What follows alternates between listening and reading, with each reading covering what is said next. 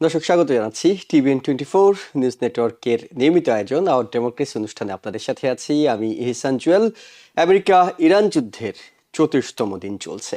বিশ্ব রাজনীতি আর আমেরিকার অভ্যন্তরীণ পরিস্থিতির এক উত্তাল মোড়। ডোনাল্ড ট্রাম্পের হোয়াইট হাউসে এখন যেন এক অস্থির আগ্নেয়গিরি। একদিকে যুদ্ধের দামামা, অন্যদিকে আদালতের কাঠগড়ায় প্রেসিডেন্টের নিজের উপস্থিতি। সব মিলে পরিস্থিতি বেশ নাটকীয়। পুরো বিষয়টি সহজভাবে বোঝার জন্য চলুন এক নজরে আমরা আজকের প্রধান ঘটনাগুলো দেখে আসি। জনপ্রিয় টাইম সাময়িকী তাদের সাম্প্রতিক পশ্চাৎ প্রতিবেদনে এক বিস্ফোরক তথ্য দিয়েছে। তাদের শিরোনাম, ইরান যুদ্ধ থেকে বের হওয়ার উপায় খুঁজছেন ডোনাল্ড ট্রাম্প। কেন এই পিছুটান? কারণটা যতটা না সামরিক তার চেয়ে বেশি রাজনৈতিক ও অর্থনৈতিক। প্রথমত, আকাশচুম্বী তেলের দাম। সাধারণ মার্কিনীরা ক্ষুব্ধ, কারণ গ্যালন প্রতি জ্বালানির দাম $4 ছাড়িয়ে গেছে। দ্বিতীয়ত, শেয়ার বাজারে ধস। যুদ্ধের প্রভাবে বিনিয়োগকারীদের কপালে চিন্তার ফাঁজ। তৃতীয়ত, ভোটের অঙ্ক।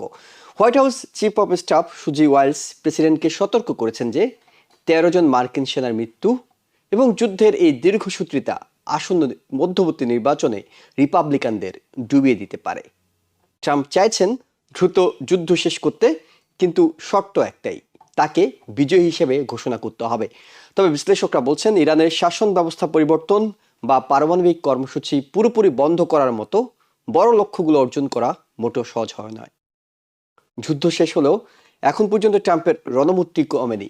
অর্থাৎ তিনি যুদ্ধ শেষ করে আনবেন বলছেন, কিন্তু আক্রমণটা সমানতালে চালিয়ে যাচ্ছেন।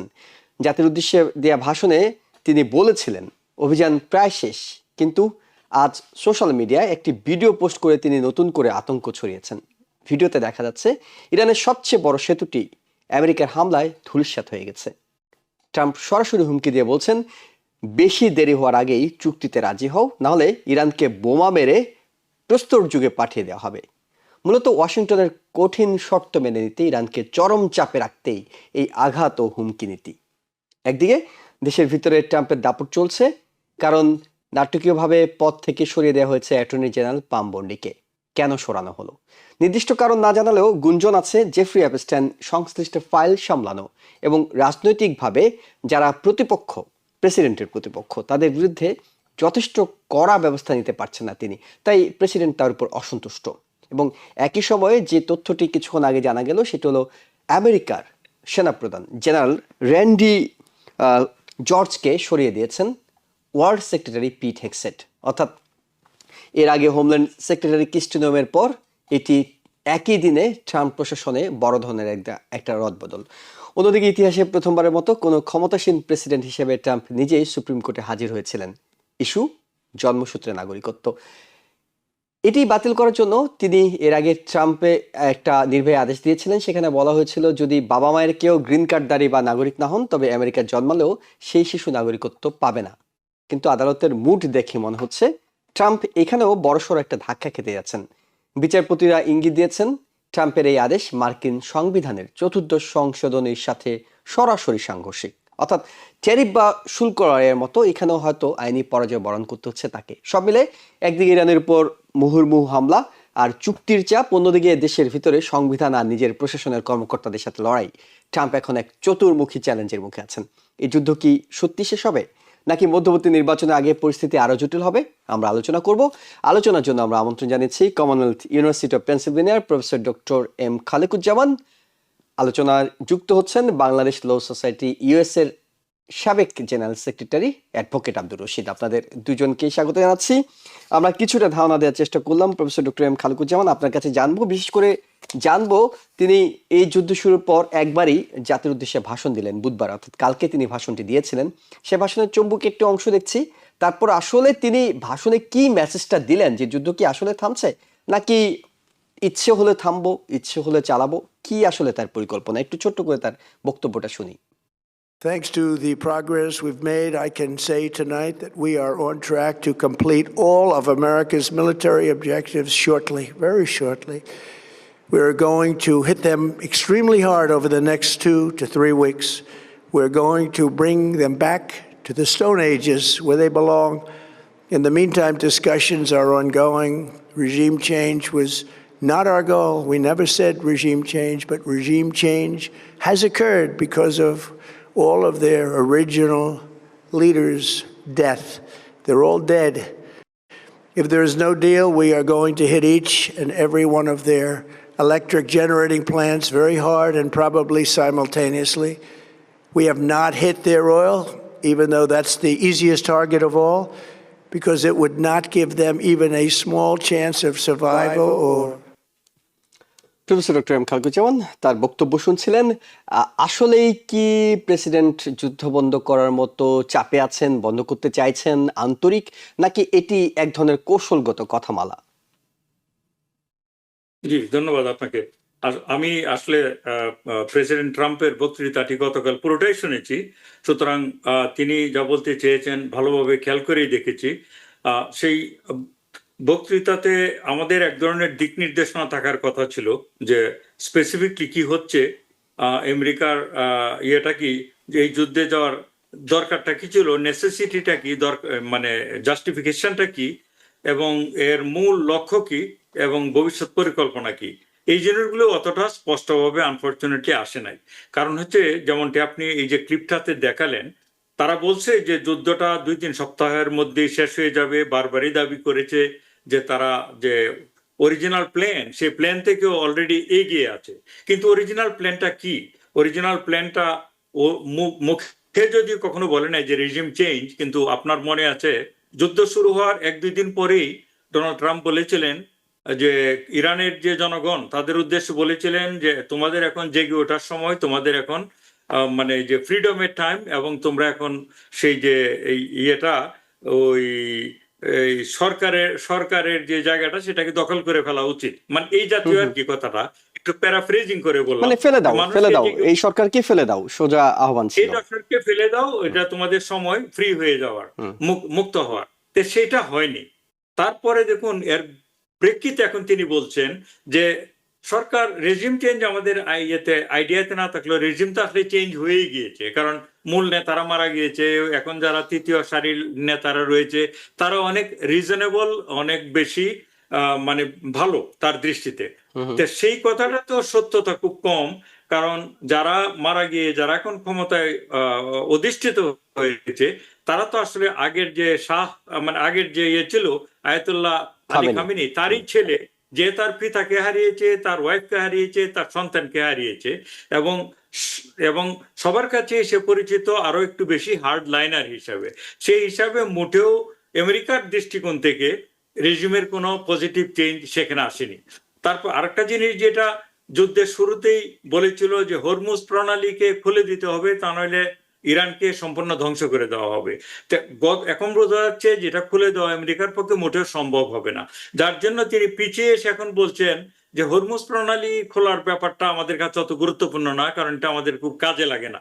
যাদের কাজে লাগে, যে সব দেশের, তারা ইচ্ছা করলে এগিয়ে গিয়ে এটা এখন নিজেরা দখল করে নিতে পারে, খুব বেশি কাজ আর বাকি নেই। এবং তিনি এটাও বলেছেন কিছু না করলেও হরমুজ প্রণালী স্বাভাবিক পদ্ধতিতেই ওপেন হয়ে যাবে।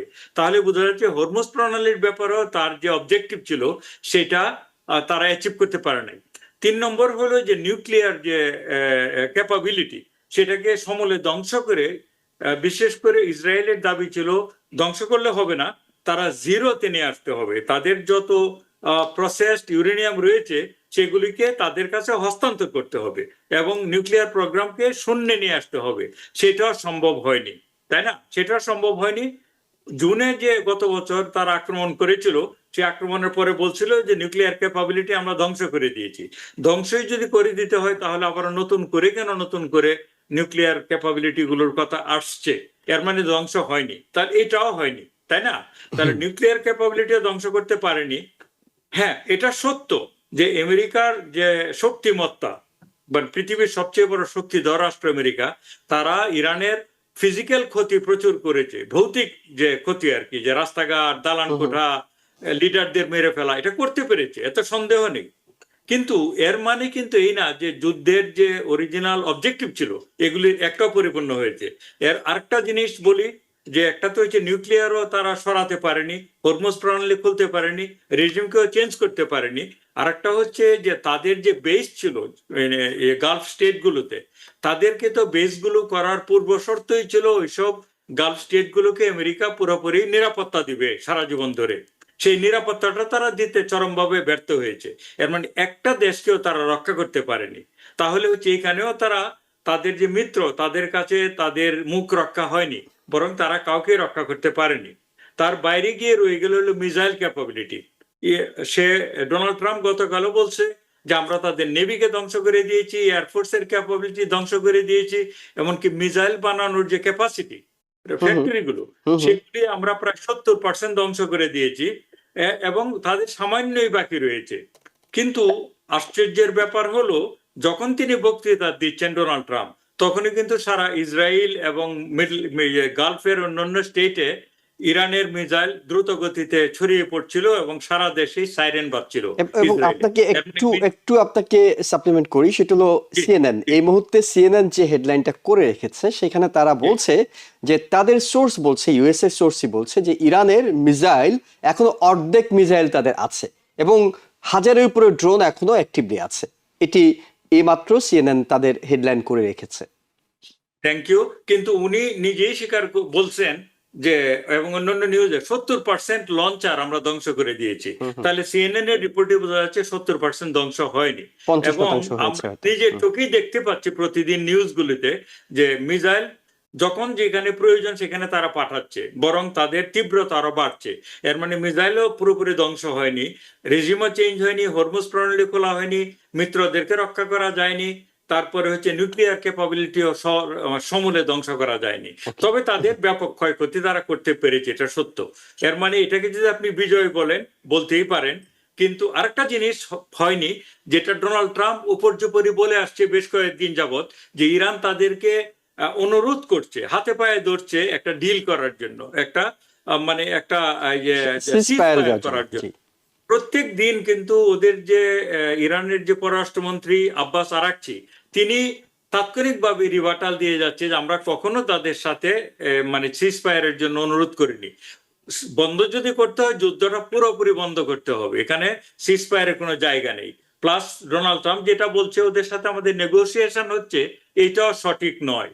তাহলে দেখুন, যতগুলো দাবি ডোনাল্ড ট্রাম্প করছে তার কোনোটারই সেইভাবে সত্যতা কিংবা ভিত্তি নেই। এটা তো একজন প্রেসিডেন্টের জন্য, আমেরিকার মতো দেশের প্রেসিডেন্টের জন্য এটা অনেকটাই দুঃখজনক এবং একটা কিছুটা অসম্মানেরও, কিছুটা লজ্জাজনকও বটে আমার দৃষ্টিতে।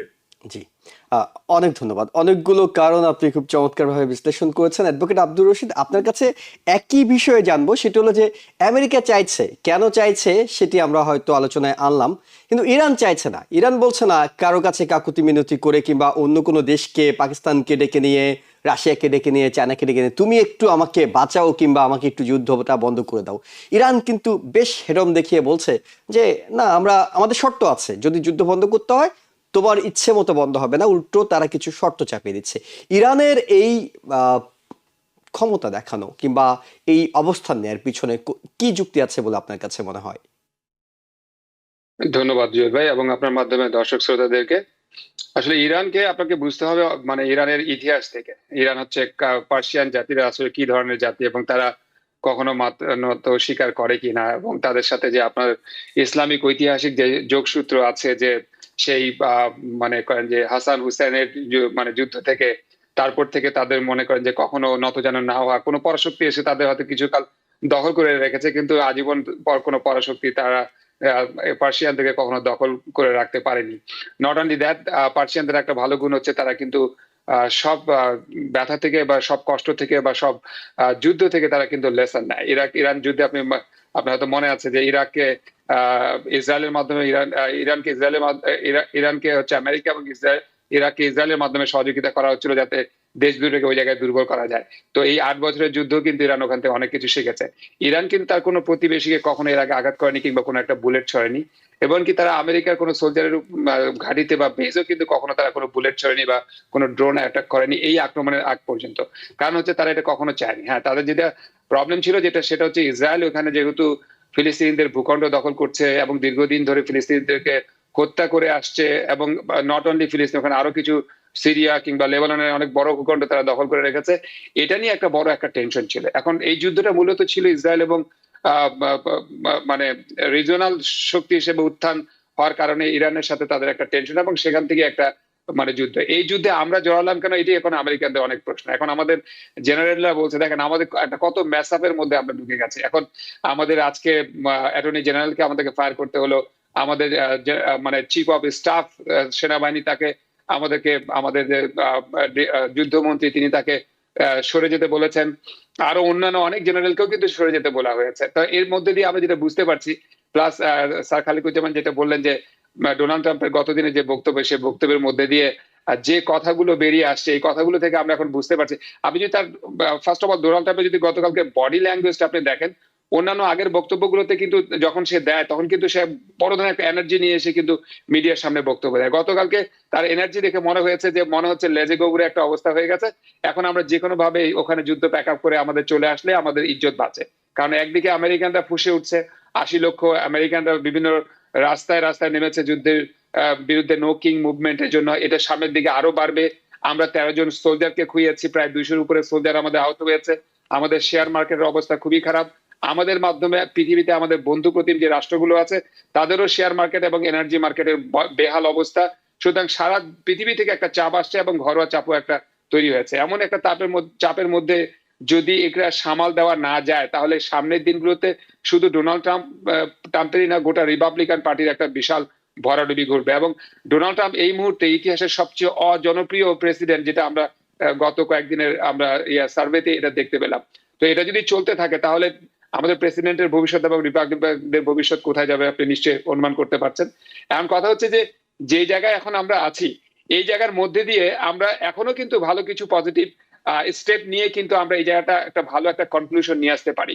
আমাদের যে ভুলটা হয়ে গেছে শুরুতে, বা আমাদের প্রেসিডেন্ট যে ভুলটা করেছে, সেটা হচ্ছে এর আগেও কিন্তু আমরা মধ্যপ্রাচ্যে যুদ্ধ করেছি, সিরিয়ার সাথে যুদ্ধ করেছি, লিবিয়ার সাথে যুদ্ধ করেছি, ইরাকের সাথে আমাদের যুদ্ধ হয়েছে, আফগানিস্তানের যুদ্ধ হয়েছে। তখন কিন্তু আমাদেরকে ইউরোপ সহযোগিতা করেছে। আমরা একটা প্ল্যান ওয়েতে গেছি, আমাদের বন্ধু প্রতিম রাষ্ট্রগুলোর সাথে আগে আমরা বসেছি, যুদ্ধের প্ল্যান করেছি, এরপরে আমরা স্ট্র্যাটেজিক্যালি সেখানে অগ্রসর হয়ে আমরা প্রত্যেকটা যুদ্ধের মধ্যে নিজেদের ভিক্টরি কিন্তু নিয়ে এসেছি। কিন্তু এই প্রথম একটা যুদ্ধ মধ্যপ্রাচ্যে করতে গেলাম আমরা আরেকটা রাষ্ট্রকে নিয়ে, যে রাষ্ট্র তো প্রথমত ওদিকে কোনো বন্ধু নাই, দ্বিতীয়ত তার আমাদের মানে ইউরোপিয়ান ইউনিয়ন বা নেটোভুক্ত রাষ্ট্রগুলো আমাদেরকে সহযোগিতা করলেন না, কারণ আমাদেরকে একাই যুদ্ধ করতে হলো ইসরায়েলের পক্ষ নিয়ে।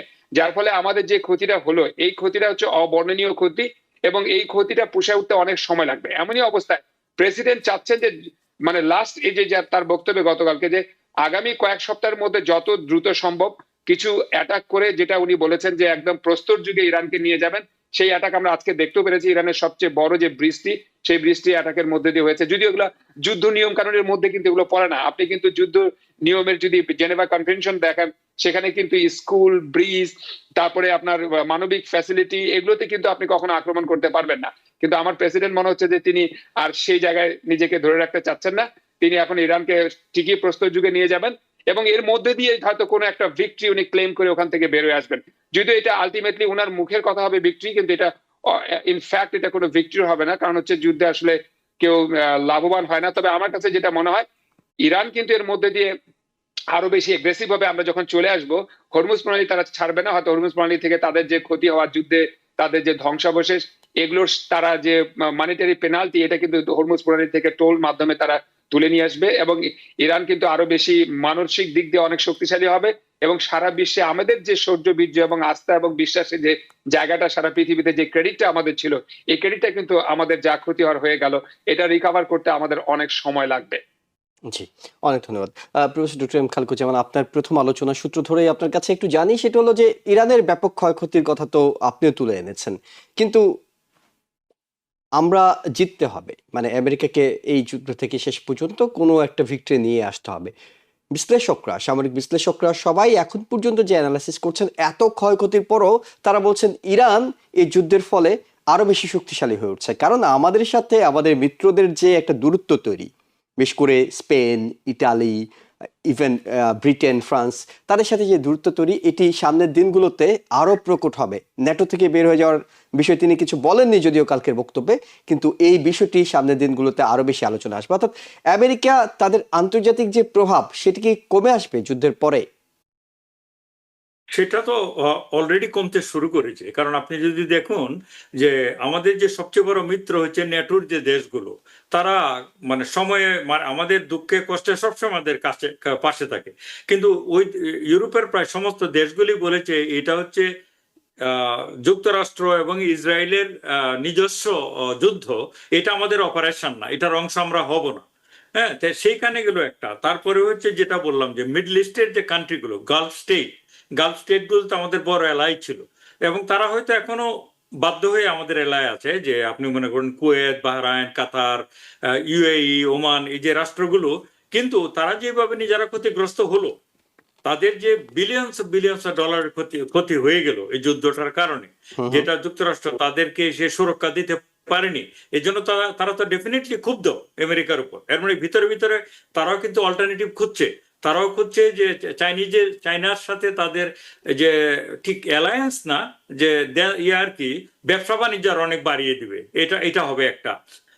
তারপরে হচ্ছে যে ইউএস এর ভিতরকার যে আমাদের অর্থনৈতিক ক্ষতি, সেটার জন্য তো যুক্তরাষ্ট্রের মানুষেরাও বিক্ষুব্ধ। কারণ আপনি দেখুন যে জেসন ক্রো নামের যে একজন আছে, কি বলে, একজন কংগ্রেসম্যান, কলোরাডোর কংগ্রেসম্যান, ডেমোক্রেট বটে, কিন্তু গতকাল তিনি বলছিলেন, একজন কংগ্রেসম্যান যখন দায়িত্ব নিয়ে বলে আমাদের কথাটা শুনতে হয়, বিশ্বাস করতে হয়। তিনি বললেন যে এই যুদ্ধে আমাদের এই পর্যন্ত $100 বিলিয়ন খরচ হয়েছে। ইরানের বার্ষিক যুদ্ধের বাজেট হচ্ছে $20 থেকে $30 বিলিয়ন, আর এখানে যুক্তরাষ্ট্র অলরেডি $100 বিলিয়ন খরচ করেছে, আর $200 বিলিয়ন চেয়েছে, আপনারা জানেন, তাই না? তো এই যে এত বড় ক্ষতি, এর প্রেক্ষিতে আপনি দেখুন যে $100 বিলিয়ন দিয়ে কি করা যেত, সেটাও একটা উদাহরণ দেই। এই যে গতকাল যে চন্দ্র অভিযান আমাদের পাঠানো হলো, আর্টিমিস 2, সেটাতে তারা, নাসার যে পরিচালক, তারা বলছে আমাদেরকে $20 বিলিয়ন দিলে আমরা আগামী 2 বছরের মধ্যে চাঁদে আবার মানুষ পাঠাতে পারবো। $20 বিলিয়ন দিয়ে এত বড় একটা সূর্যবীর্য, এত বড় একটা গৌরব অর্জন করা সম্ভব। সেখানে $200 বিলিয়ন চাচ্ছে যুদ্ধের জন্য, যে যুদ্ধে আমাদের সে অর্থে মিনিমাম কোনো লাভ আপনি দেখাতে পারবেন না। যে যুদ্ধটার পরে আমেরিকার আসলে কি লাভ হবে? ইসরায়েলের হয়তো লাভ হবে, কারণ তার চিরশত্রু ইরানকে তারা ভালোভাবে পিষে দিয়েছে, কিন্তু তাতে আমেরিকার কি লাভ হলো এক্স্যাক্টলি? এটা তো অর্থনৈতিক হিসাব, কিন্তু সামরিক শক্তি কিংবা কূটনৈতিক যে একটা আমাদের সূর্যবীর্য ছিল যে আমরা যা চাই তাই হয়, এবং পৃথিবীতে এইদিকে পুতিন বসে বসে হাসছেন হয়তো মিটিমিটি, যে তিনিও প্রমাণ করতে চাইছেন যে আমেরিকা যা চায় তাই হয় না, উল্টো তিনি মধ্যস্থতার কথা বলছেন। এখন এতদিন পাকিস্তানের পর চায়না যোগ হয়েছে, এখন রাশিয়া বলছে আসো তোমাদেরকে মিলমিশ করাই দিই। না, রাশিয়া তো তার আগে একটা প্রস্তাব দিয়েছিল, পুতিন কিন্তু তার আগে একটা প্রস্তাব দিয়েছিল যুদ্ধবিরতির, সেটা ডোনাল্ড ট্রাম্প তখন ততটা বেশি আমলে নেয়নি। এর মানে হচ্ছে আমরা ডিপ্লোম্যাটিক ক্ষেত্রে আমরা সেইভাবে পিছিয়ে গেলাম। এমনকি আজকে ম্যাক্রো, যে ফ্রান্সের প্রেসিডেন্ট, তিনি যখন বলেন যে আমেরিকার প্রেসিডেন্ট এইভাবে মানে যেন তেন কথা বলা উচিত না, যুদ্ধকে নিয়ে প্রতিদিন এত হালকা কথা বলা উচিত না, আমি প্যারাফ্রেজ করে বলছি। তো সেখানে তো দেখা যায় যে অন্য দেশের প্রেসিডেন্টরা, আমাদের যারা হচ্ছে যে মিত্র দেশ, তারাও আমাদেরকে সিরিয়াসলি আর নিচ্ছে না। এবং আপনি যেটা বললেন নেটোর কথা, একটু ছোট করে এই বিষয়টা জানি যে মানে আমরা যেটা দেখেছি যে সবাই মনে মনে যাই ভাবেন না কেন, মুখে আমাদের প্রেসিডেন্টকে উচ্ছ্বসিত প্রশংসা করেন, কারণ তিনি এটি পছন্দ করেন, তাই সবাই এটি করে থাকেন। ইভেন আমরা যখন দেখলাম কিয়ার স্টারমারকে, তিনি চার্চিল নয়, আমাদের প্রেসিডেন্ট নানাজনকে নিয়ে নানা মন্তব্য করেন, কিন্তু কেউ সাহস করে কিন্তু আমাদের প্রেসিডেন্টকে, তিনি ক্ষমতায় থাকা অবস্থা খোঁচানোর সুযোগ কেউ পান না। ফ্রান্সের প্রেসিডেন্ট এই সাহসটা দেখিয়ে ফেললেন। এটি কি মানে সামনের দিনগুলোতে এই ইঙ্গিত দিচ্ছে যে আরো কেউ হয়তো সাহস দেখানো শুরু করতে পারে? এটা অবশ্যই পারে, কারণ হচ্ছে এই যে পারে, এর কারণটা হচ্ছে এই ক্ষেত্রটা তো তিনিই তৈরি করে দিচ্ছেন। না, আগেও ছিল, কিন্তু কেউ তো সাহস করেনি। না, ক্ষেত্রটা এই সেন্সে, উনি ফ্রান্সের প্রেসিডেন্টকে ব্যক্তিগত পর্যায়ে আক্রমণ করেছে। তার ওয়াইফ নাকি তাকে গালে থাপ্পড় দিয়েছে, তার ওয়াইফ নাকি তাকে ভালোভাবে ট্রিট করে না। এটা একটা প্রেসিডেন্সিয়াল আলোচনা হতে পারে না।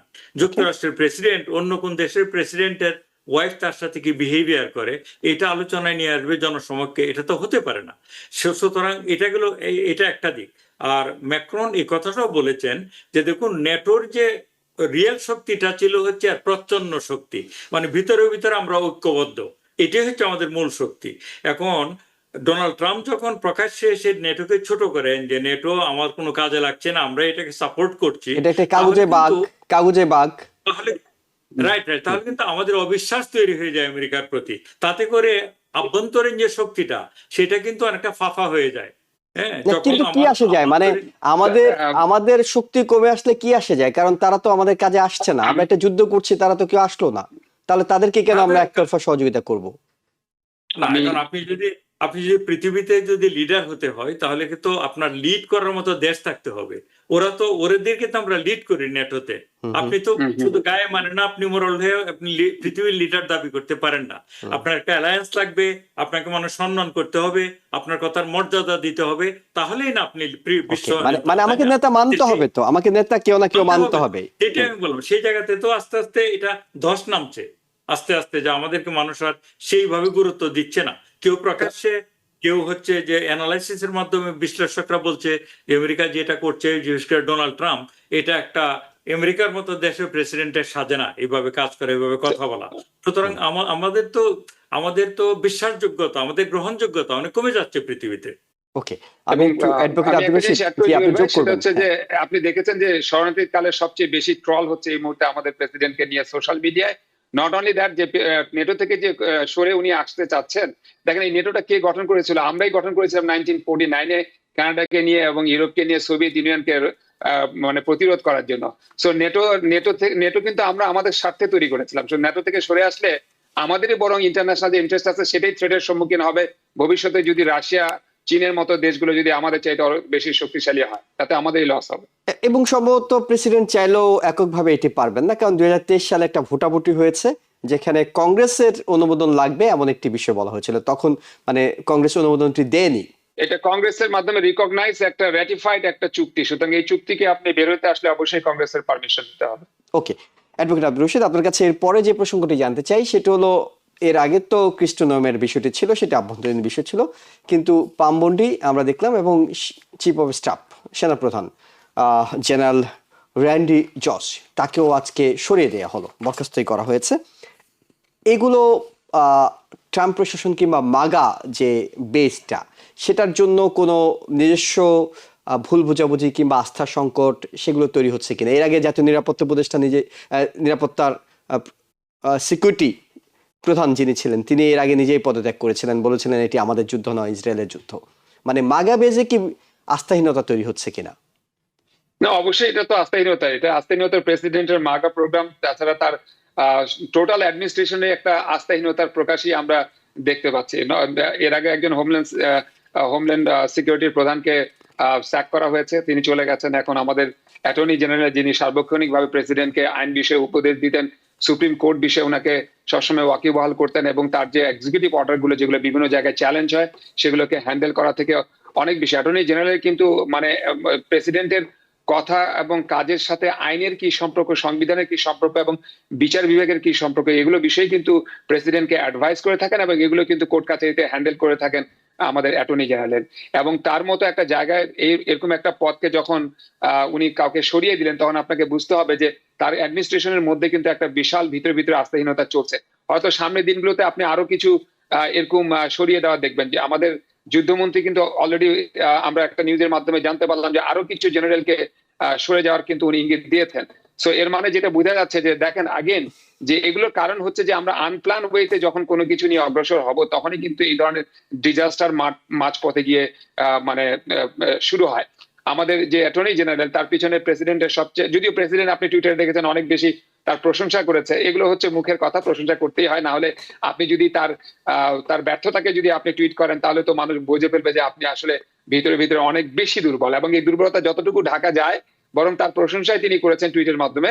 তো এখন আসলে আসল ক্ষোভটা বা অভিযোগটা কোথায় ছিল? আপনি জানেন যে এই অ্যাপস্টিন ফাইলকে লুকানোর জন্য বা সেটাকে মানুষের দৃষ্টি অন্যদিকে সরানোর জন্যই কিন্তু আমাদের প্রেসিডেন্ট মাঝে মাঝে কিন্তু বড় বড় ইস্যুগুলো নিয়ে আসেন, যেমন গ্রিনল্যান্ড ইস্যু নিয়ে আসলেন উনি, বা ভেনেজুয়েলা ইস্যু নিয়ে আসলেন, ওখানে গিয়ে করলেন, কিন্তু ফাইনালি এখান থেকে উনি ছুটতে পারছেন না, এখান থেকে উনি বের হতে পারছেন না।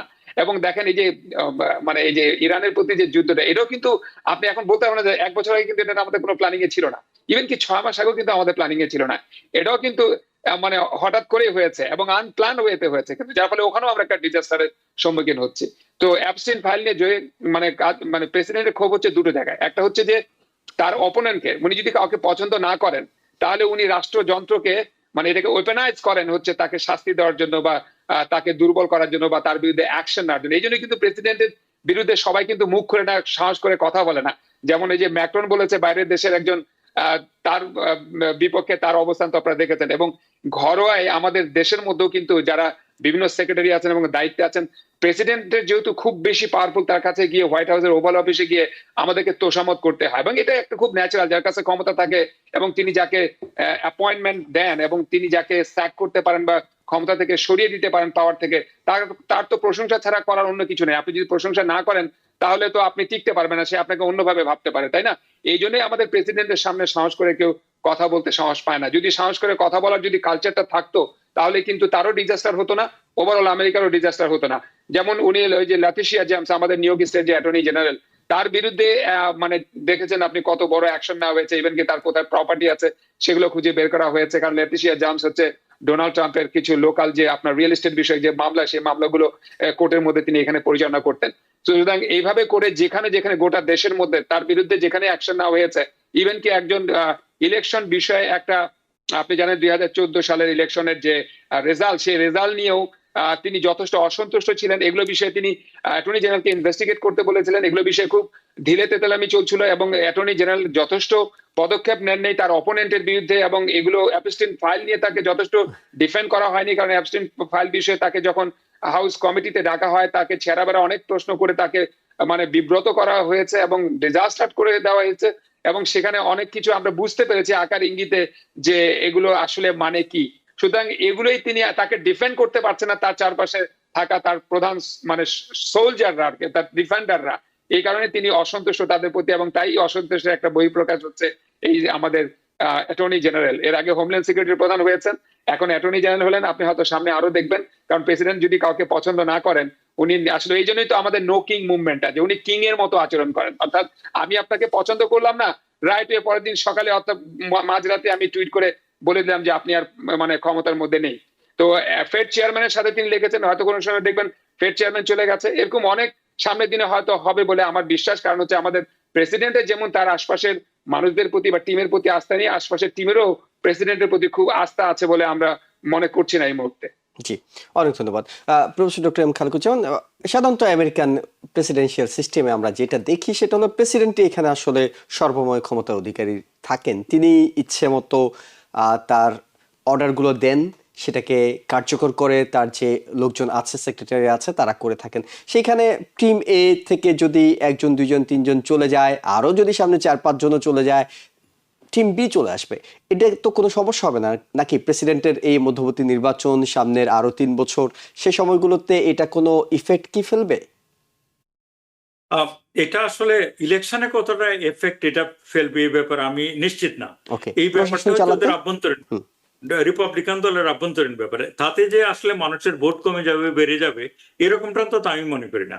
কারণ হচ্ছে একটু আগে এই যে রশিদ সাহেব যেটা বলছিলেন, এটা অনেকটা হচ্ছে তারই বহিঃপ্রকাশ। অর্থাৎ ডোনাল্ড ট্রাম্প অনেকটা কিং এর মতো আচরণ করেন। তার মনে হলো একজনকে তার পছন্দ না, তিনি কোনো ধরনের ডেমোক্রেটিক নর্মস এর ধার ধারেন না, এবং যে এটা নিয়ে একটু হিয়ারিং হবে, তার অন্যান্য মানুষের ওপিনিয়ন নেবে, এমনটা ডোনাল্ড ট্রাম্প বিশ্বাস করেন না। উনি অনেকটা কিং এর মতো আচরণ করেন। তো এই যে প্যাম বন্ডিকে সরিয়ে দিয়েছে, ক্রিস্টি নোমকে সরিয়ে দিয়েছিল, এটা হচ্ছে তারই বহিঃপ্রকাশ। তার কাছে যদি ব্যক্তিগতভাবে কোনো কারণে তাদের পছন্দ না হয়, তাহলে তিনি তাদের সরিয়ে দিবেন, তার সক্ষমতা দেখাবেন, তার যে মানে তিনি যে অনেক বেশি পাওয়ারফুল এটা তিনি প্রমাণ করার জন্য এই কাজগুলি করেন। আর আরেকটা হচ্ছে যে এটা তো রিপাবলিকান দলের ভিতরে আভ্যন্তরীণ ব্যাপার, তাতে আসলে ভোটের অঙ্কে খুব বেশি হেরফের হবে বলে আমার মনে হয় না। ভোটের অঙ্কে হেরফের হবে হচ্ছে মানুষের পকেট বুক ইস্যু। এরপরে হচ্ছে যেটা হচ্ছে যে আপনার এই যে আমাদের যে সারা পৃথিবীতে আমরা যে মানুষের সামনে ছোট হচ্ছি, যে আমরা একটা যুদ্ধে গিয়ে নাস্তানাবুদ হচ্ছি, হেরে আসছি, আমাদের কথা রাখতে পারছি না, আমাদের জিনিসপত্রের দাম বেড়ে যাচ্ছে। প্লাস হচ্ছে যুদ্ধটাও তো অরিজিনালি কংগ্রেসে গিয়ে এটার অ্যাপ্রুভাল নিয়ে যুদ্ধ ঘোষণা করতে হয়, সেটাও তো তিনি করেননি, তাই না? সেটা করেননি, কিন্তু করেননি পরে কারণ পেয়েছেন। পরে পেয়েছেন জি। যেহেতু তার মেজরিটি রয়েছে রিপাবলিকানদের, এই জন্য। হুম। কিন্তু তিনি তো মূল যে আইনটা, মূল যে নিয়মটা, সেটা তিনি রক্ষা করেননি। তো এই জন্যই ওনাকে আসলে এই যে আভ্যন্তরীণ যে এই স্যাক করা কিংবা বদলি করা কিংবা কাউকে হায়ার করা, তাতে খুব বেশি ইলেকশনের প্রভাব পড়বে না। মানে কিন্তু একটা প্রশ্ন আপনার কাছে করি, সেটা হলো যে প্রেসিডেন্ট তো অনেক কিছুই করেছেন, তিনি তার মতো করে নির্বাহী আদেশই করেছেন, কিন্তু কোর্টের কাছে গিয়ে এই প্যাম বন্ডি অ্যাটর্নি জেনারেল তো তেমন কোনো সাফল্য দেখাতেও পারেননি। এমনকি আমরা যদি উদাহরণ হিসেবে ট্যারিফটা তো পারেননি, আমরা যদি এখন আনি যে জন্মসূত্রে নাগরিকত্বের যে বিষয়টি, যেটি প্রেসিডেন্ট একদম প্রথম দিনে করেছেন এক্সিকিউটিভ অর্ডারের মাধ্যমে, সেটি হয়তো আগামী জুন মাসে চূড়ান্ত রায় চলে আসতে পারে। এখন পর্যন্ত বিচারকদের যে অবস্থান, এমনকি প্রেসিডেন্ট নিজে আদালতে চলে গেলেন রেকর্ড ভেঙে, মানে কি দাঁড়াচ্ছে এই বিষয়টা? এটা তো আমি মনে করি যে আমাদের আশার জায়গা। আমেরিকাতে যে এখনো যে একটা আইনের দেশ, যতই আপনি নিজে নিয়োগ দেন একজনকে, তারা যে আসলে দলকানা বিহেভিয়ার করে না, তারা যে আসলে নিজের বুদ্ধি খাটায়, ব্রেন খাটায়, তারপর কনস্টিটিউশনটাকে তারা ইন্টারপ্রেট করার চেষ্টা করে, সেটা তো আমাদের জন্য একটা আশার ব্যাপার এই দেশটাতে। যে হ্যাঁ, তিনি নিয়োগ দিয়েছেন তাদেরকে, কিন্তু তাই বলে যে তারা একেবারে প্রত্যেক জিনিসই তার মতো করে না, এটা ইলেকশনের রেজাল্ট থেকে শুরু করে অনেক কিছুতে আমরা দেখলাম। এই যে 2016-20 যে ইলেকশন হলো, ইলেকশনের যে রেজাল্ট গুলো, ইলেকশনের যে কেসগুলো আর কি, ইলেকশনের যে সঠিক হয়নি সেখান থেকে শুরু করে, তারপরে আপনি যেটা বললেন যে হচ্ছে যে জন্মসূত্রে নাগরিকত্ব, তারপরে ট্যারিফের বিষয়টা, ট্যারিফের বিষয়টা যে ব্যাপারে বাতিল করে দিল, এতে মনে হচ্ছে, আমি যেটা মনে করি যে হ্যাঁ, কিছু কিছু ইয়ে থাকে, কিছুটা লিনিয়েন্সি থাকে জাজদের, মানে যদি কোনো প্রেসিডেন্টের দ্বারা নিয়োগকৃত হয়, লিবারেল জাজেস ভার্সেস কনজারভেটিভ জাজ। কিন্তু এটা এখনো আইনের দেশ, এখানে এখনো আমাদের আশার বিষয় যে তারা একেবারে দলকানা ভাবে যা খুশি তা করে বসে না। কারণ হচ্ছে যে বার্থরাইট সিটিজেনশিপ, এটা তো 1868 সন থেকে, এটা হচ্ছে 14th অ্যামেন্ডমেন্টের মাধ্যমে, এটা কনস্টিটিউশনের অংশ। সুতরাং এটাকে কনস্টিটিউশন যেটা ক্লিয়ারলি লেখা আছে, এটাকে বাদ দিয়ে গিয়ে আপনি যদি করতে হয়, তারা যেটা বলছে, দেয়ার ইজ এ ওয়ে, আপনাকে কনস্টিটিউশন আরেকটা অ্যামেন্ডমেন্ট করতে হবে। আপনি এরকম নির্বাহী আদেশ দিয়ে এটা পারেন না, কনস্টিটিউশনকে ওভাররাইড করা যায় না। নির্বাহী আদেশ দিয়ে তার কনস্টিটিউশনের চেঞ্জ করা যায় না, সেটাই তারা বলছে। যদি আপনি সত্যি মনে করেন এটা প্রয়োজন, তাহলে বরং কংগ্রেস সিনেটের মাধ্যমে গিয়ে 2/3 মেজরিটি নিয়ে গিয়ে আরেকটা নতুন অ্যামেন্ডমেন্ট করে আগের অ্যামেন্ডমেন্টটাকে বাতিল করে দেন, সেটা হওয়ার সম্ভাবনা খুব কম। ওকে, অ্যাডভোকেট আব্দুর রশিদ, আপনার কাছে একটু জানি, সেটা হলো যে অনেকেই বলছেন যে যে বিষয়গুলো প্রেসিডেন্ট ধাক্কা খাচ্ছেন, হোঁচট খাচ্ছেন, যেগুলো নিয়ে আপনারা কথা বলছেন, সেগুলো যারা মাগা বেস, তার বিশেষ করে তার যে রিপাবলিকান সমর্থকরা, তারা এগুলোকে তেমন কোনো ইস্যু মনে করছে না, এবং তারা এই ইস্যুগুলোকে ধারণ করেন। প্রেসিডেন্ট যেমনটি মনে করছেন এই এই জিনিস করতে হবে, তারাও মনে করেন যে এই জিনিস করতে হবে। তাহলে ইভেন এই 2024 নির্বাচনের আগেও তো জরিপগুলো সব জায়গায় বলছিল যে তিনি জিতবেন না। তাহলে মধ্যবর্তী নির্বাচনে গিয়ে তিনি ধাক্কা খাবেন, এটি কেন মনে হচ্ছে? কারণ তার ভোটাররা তো মনে করছেন হি ইজ রাইট। ধন্যবাদ। আসলে একটা বিষয় কি, আমেরিকা হচ্ছে পৃথিবীর সবচাইতে শক্তিশালী গণতান্ত্রিক রাষ্ট্র হিসেবে তো আমরা জানি, এবং শক্তিশালী গণতান্ত্রিক রাষ্ট্র হলেও এখানকার বেশিরভাগই মানুষ কিন্তু গণতন্ত্র সম্পর্কে ওয়াকিবহাল না। এখানকার মেজরিটি মানুষ কিন্তু, যারা আমাদের সরকার দেশের বাইরে কি করছে সেই বিষয়টাই কিন্তু তারা যথেষ্ট ইনফরমেশন তাদেরকে দেওয়া হয় না। এত ইনফরমেশন, মানে আমরা মিডিয়া যা দেখি, দেখেন না প্রেসিডেন্ট মিডিয়ার উপর এত চড়াও হয় কেন? কারণ মিডিয়াকে চড়া হওয়ার কারণ হচ্ছে যে মিডিয়া ওই তথ্যগুলো দিবে যেই তথ্য সরকারগুলো জনগণকে দিতে চায়। কোনো মিডিয়া যদি ভুল করে কোনো সঠিক তথ্য দিতে যায় প্রেসিডেন্টের, যদি সেটা বা সরকারের বিপক্ষে যায়, সরকার তখন, প্রেসিডেন্ট নিজেই তখন সেই মিডিয়ার উপর চড়াও হন। অর্থাৎ আমেরিকার মেজরিটি পিপল, এই যে আমরা, এই যে এখন আপনার এই যে নো কিং মুভমেন্ট হচ্ছে, অল্প অল্প করে মানুষ এখন বের হচ্ছে, এর মধ্যে দিয়ে কিন্তু জনগণকে সচেতন করা হচ্ছে যাতে জনগণ ব্যাপক হারে বের হয়ে আসে। আপনি ভিয়েতনাম যুদ্ধের কথা আপনি মনে থাকে, আপনার দীর্ঘ সময় এই যুদ্ধ চলেছে এবং দীর্ঘ সময় লেগেছে আমেরিকান জনগণকে বুঝাতে এবং তাদেরকে রাজপথে নিয়ে আসতে যে কেন এই যুদ্ধটা অন্যায়, কেন এই যুদ্ধটা আমরা ক্ষতিগ্রস্ত হচ্ছি। তারপর যখন জনগণ রাস্তায় আসলো, তখন কিন্তু আমাদের প্রেসিডেন্ট বা সরকার বাধ্য হয়েছে ভিয়েতনাম যুদ্ধ থেকে গুটিয়ে আমাদেরকে চলে আসতে। তো এখন কথা হচ্ছে যে আমেরিকার মানুষ বেশিরভাগই কনসার্ন হচ্ছে প্রতিদিনকার যে কাজকর্ম বা জিনিসপত্রের দাম, তার উপরে। তারা আন্তর্জাতিক বিষয়গুলোতে সব মানুষ এত বেশি ওয়াকিবহাল না। হ্যাঁ, অবশ্যই বেশি সংখ্যক অন্য দেশের তুলনায় মানুষ এখানে ওয়াকিবহাল, বিকজ আমরা শিক্ষিত, আমরা মিডিয়া দেখি, আমরা এই করি, কিন্তু মানুষ যারা মানে শহরের থেকে বাইরে থাকে তারা কিন্তু এখানকার মানুষ তো সবসময় কর্ম নিয়ে ব্যস্ত। আপনি আমি আমরা সবসময় কর্ম নিয়ে ব্যস্ত। আমরা আসলে প্রতিদিন কি চিন্তা করি, প্রতিদিন আমাদের গ্যাস প্রাইস কোথায় গেল, আমাদের গ্রসারি প্রাইস কোথায় গেল, এগুলোই কিন্তু হচ্ছে ডিটারমাইনিং ফ্যাক্টর ইলেকশনের মধ্যে। এখন যদি এই জন্যই কিন্তু ট্রাম্প তার এই ভয়টা এবং তিনি যুদ্ধটা কিন্তু মাঝপথে রেখে কিন্তু উনি টার্ন ব্যাক করছেন, বিকজ তেলের দাম উপরে চলে গেছে, এখন $4 হয়ে গেছে। যেই তেলের দাম $2 নিচে ছিল, আমাদের প্রেসিডেন্টের মুখ থেকে বেশি অনেক জায়গায় এটা $1.99 পর্যন্ত চলে এসেছিল। সেই গ্যাস যদি এখন ডাবল হয়ে যায়, $4 হয়ে যায়, এর মধ্যে দিয়ে কিন্তু সব মানুষই কিন্তু এর পকেটে কিন্তু এটার ক্ষতি বা এটার কিন্তু মানে কষ্টটা টের পায়। কৃষকরা টের পায়, কারণ তারা যখন কৃষি ফসল ফলাতে যায় তখন কিন্তু সেখানে কৃষি পণ্যের দাম বেড়ে যায়, তারা এটা টের পায়। মেজরিটি মানুষ যেহেতু এখনো পর্যন্ত দূরের শহরগুলোতে থাকে এবং মিড ওয়েস্টের মধ্যে মানে প্রান্তিক পর্যায়ে যে মানুষগুলো যারা কৃষক, এদের কিন্তু একটা বড় ধরনের কিন্তু হিট আসে, এবং আমরাও কিন্তু এই হিটটা ফিল করি। ইমিগ্রেন্ট পিপলরা যারা আমরা কাজ করতে যাই, দেখা যাচ্ছে যে আমাদের স্যালারি বাড়ছে না কিন্তু জিনিসপত্রের দাম বাড়ছে, এগুলোকে কিন্তু আমরা প্রতিদিন গুরুত্ব দিই। আমেরিকানরা কিন্তু এগুলোকে প্রতিদিন গুরুত্ব দেয়, এবং এই ভয়টা থেকেই কিন্তু প্রেসিডেন্ট দেখছেন যে যদি এইভাবে করে তেলের প্রাইস উপরে উঠতে থাকে এবং আমেরিকান সোলজাররা যদি ওখানে যেভাবে করে আহত হচ্ছে, 200 বেশি আহত হয়েছে, নিহত হয়েছে 13 জন, এগুলো কিন্তু আমেরিকার জনগণ সবচেয়ে বেশি সেন্সিটিভ আকারে দেখে।